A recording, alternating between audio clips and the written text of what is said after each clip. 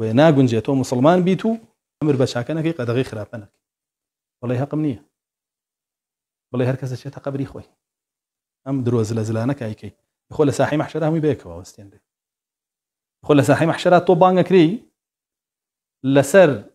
منکەرێک کە دیوتە بێمەوقیف بووی لە ئاستیا رسول الله صلی الله عليه وسلم فەرمێ لە ڕۆژی قیامەتە الله جل جلاله عەبدێ بانگەکە ئێڵێ ما منعك إذ رأيت أمرا فلم تقل فيه كذا وكذا شي ڕێگر بوو لەوەی کە شتێکی خراپە دی نەود مەیکەن بە خەڵک نەود دەسی لێ هەڵگرە چی بۆچی نەوکرد طبعا زۆربەی خەڵک چییە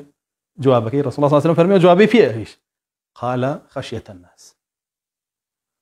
ما منعك أن تقول في كذا وكذا قال خشية الناس بۆچی ئەو خراپەکاریە و دین کاری و نەکرد بۆ قەدەغەو نەکرد بۆ نەود دەسی لێ هەڵگرن بۆ نەود واز بێنن وڵا لە ترسی خەڵکی هەمووی بەهانەی هەموویەتی هەمومان بەهانەمانەوە نییە لە هەر شوێنێکا خراپە بینین بێدەنگە بین لەسەری لە ترسی خەڵکی نییە بە ئیترە و خەڵکە بۆ لێ ترسین یا زەرەرێ لە ماڵمانەیە مەعاشەکە مەبڕێ داهاتەکە مەگرێتەوە یا زەرەرێ لە ژیانمە ئەم کوژێ ئەم بڕێ ئەم گرێ هەر لە ترسی و دوانێ دەی گرتنی الله جل جلاله قورسایی خەڵک إن أخذه أليم شديد دەی ڕسەقبرینی الله لە تۆ خەتەرترایی خەڵک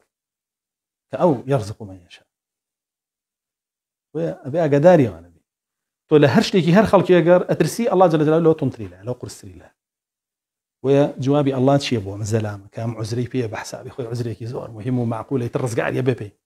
الله جل جلاله پێ فەرمێ إياي كنت أحق أن تخشى تۆ بۆیان لە من بترسایتە بۆ مەخلوقاتی الله بەبێویستی الله توانی لە تۆکە ناتوانی چ لێکە ئەی بۆ لە مەخلوقەکە ترسی لە خۆی ناترسی ئەوە کێشەکەیە ئەوەیە وای کردەوە ئەمڕۆ ئینسان غیرەتی لەبەردا ماڵڕێ باوەڕی بەو مووقیفە نییە کە ڕۆژێ ڕۆژان لەبەردەم الله جل جلاله فستێنرێ بۆچی ئاسایی بوو بەلاتەوە کچەکەت ڕوت و قوت بێ کوڕەکەت نوێژ نەکرد بێ